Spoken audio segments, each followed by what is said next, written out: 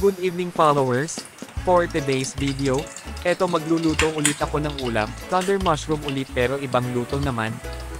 Wala na isipan ko lang naman na ganito, bale kakabili lang namin kanina sa may malapit sa palengke.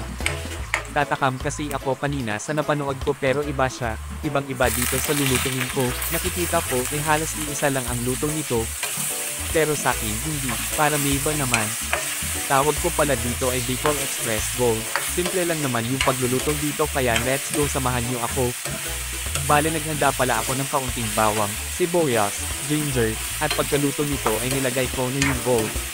Huwag kalimutang hugasan ng maigi yung mushroom, nilagyan ko pala ng kaunting tubig kasi medyo matigas siya.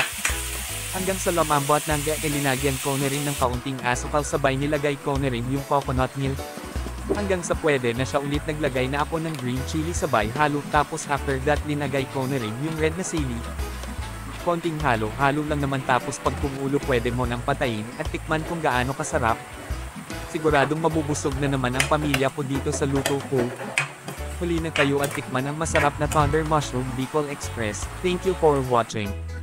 Follow me for more.